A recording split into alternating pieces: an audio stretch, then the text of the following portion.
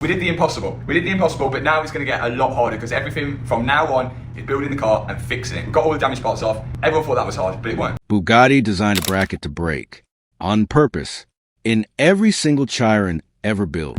A component engineered specifically to fail in a crash, so that the forces would redirect through the car's body and protect the engine and the gearbox. It is a brilliant piece of engineering, until the bill arrives.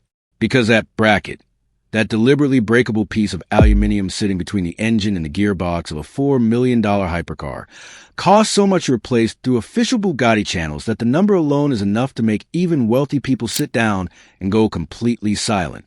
And Matt Armstrong just found it, broken, in the Chiron. And what he did next was something that Bugatti never anticipated. Something they never put in their repair manual. Something that the people who designed that bracket to fail never considered when they were engineering their deliberately breakable component. He fixed it anyway. And in fixing it, he exposed something about Bugatti's parts and repair ecosystem that the manufacturer would have strongly preferred stayed hidden. Let that land for a full second. Because this is not just another obstacle in the Bugatti rebuild story. This is not just another sourcing challenge or another lock system or another corporate roadblock dressed up as a technical concern. This is something specific and something significant. A component engineered to fail, discovered broken, assessed by specialists who said a TIG weld repair was simply not possible on a part designed to fracture, and then TIG welded back together anyway by someone who refused to accept that simply not possible was the final word on anything. This is the moment in the Matt Armstrong Bugatti story that changes everything people thought they understood about what is and is not fixable on a car like this. And the implications of what was exposed reach far beyond one broken bracket on one crashed Chiron.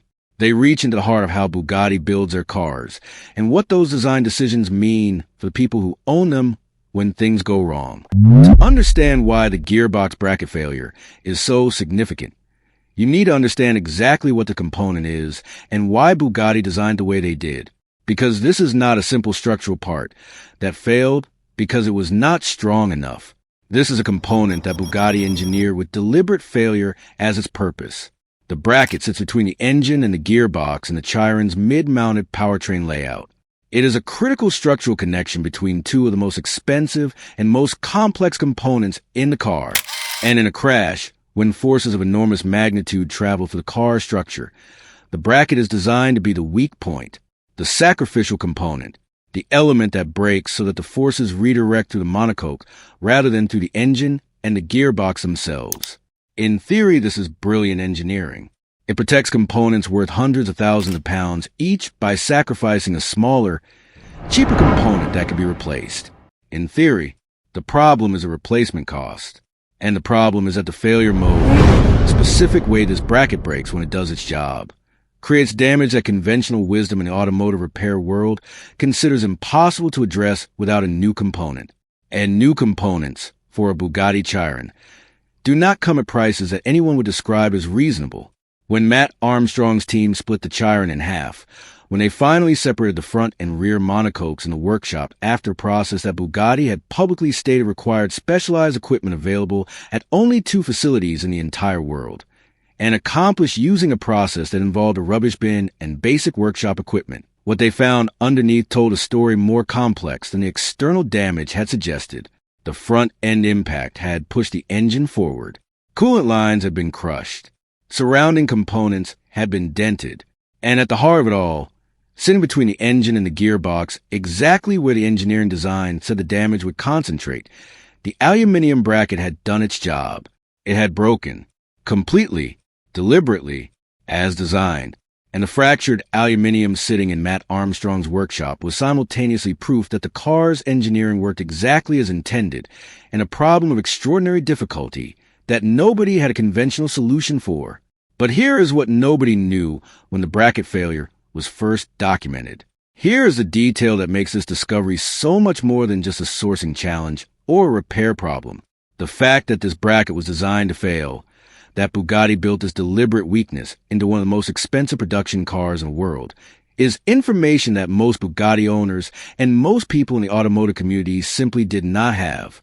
Not because Bugatti was actively hiding it in a nefarious sense, But because the engineering decisions that go into building a car like the Chiron are not disclosed to customers in the same way that, say, a safety feature or a performance specification is disclosed, the specific failure modes of specific components, the deliberate weak points built into the structure, the parts that are designed to break, and the astronomical costs associated with replacing them, none of that is in the brochure.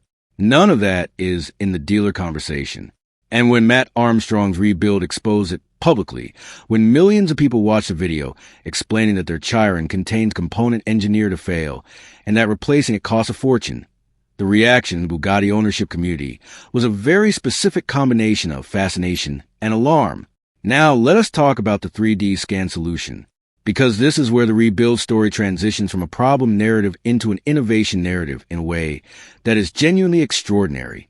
When Matt Armstrong faced the reality of the broken gearbox bracket, when he assessed the replacement cost through official channels and determined that conventional sourcing was not a viable path, he did something that reveals a specific kind of creative engineering thinking that separates him from every other automotive content creator working at this level. He decided to make one, not buy one, not wait for one to appear through alternative sourcing channels. Make one, using technology that the original Bugatti engineers of the 1990s, when the concept behind the Chiron's powertrain layout were first being developed, could not have imagined being accessible to an independent workshop in Leicester. The plan was precise. 3D scan the damaged bracket to create a perfect digital record of its geometry.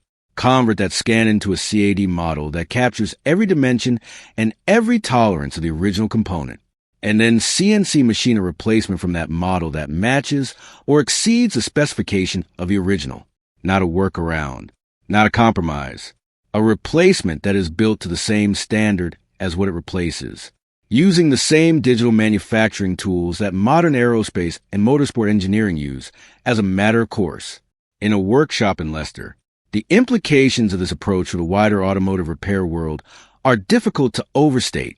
Because if a CNC machine replacement for a Bugatti Chiron gearbox bracket, produced from a 3D scan without any involvement from Bugatti's part supply chain, can meet the specification of the original component, it does not just solve one problem on one build.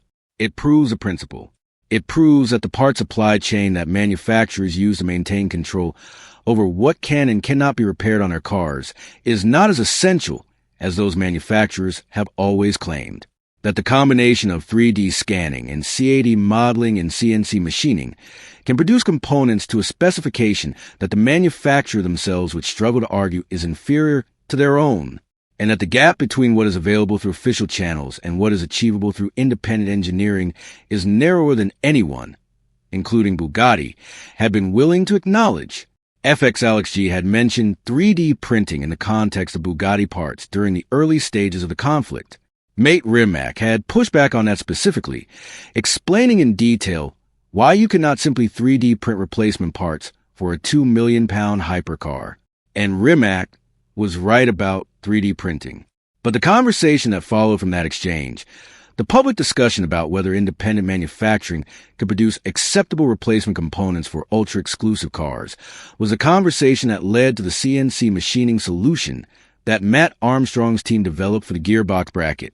Rimac inadvertently contributed to the solution he was arguing against. And that irony is one of the most satisfying details in a story full of satisfying details. Now let us talk about the TIG weld.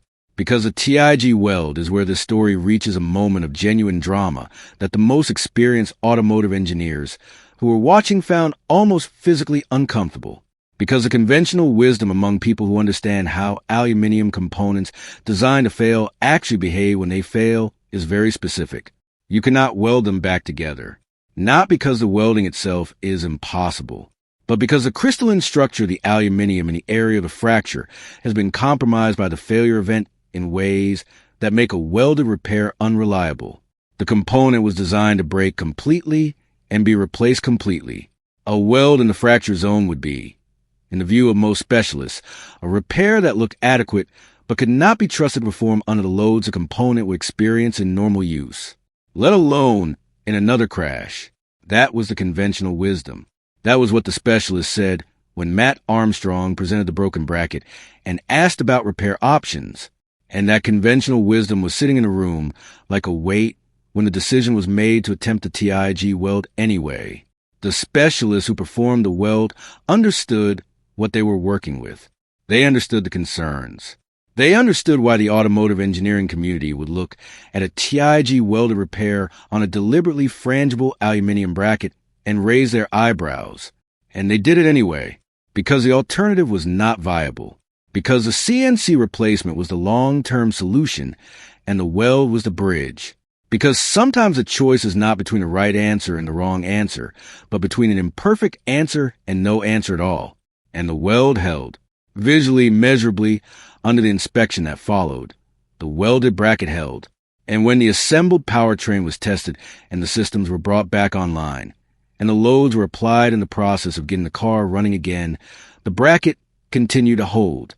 Not perfectly, not with the confidence that a new OEM component would have provided, but enough to move the rebuild forward, enough to bridge the gap until the CNC replacement solution was realized, enough to prove that even the component that every specialist said could not be fixed was not completely beyond the reach of someone determined enough to try. And here is where the viewer community's role in this story becomes something more than passive observation, because the gearbox bracket issue was not discovered solely through Matt Armstrong's assessment process.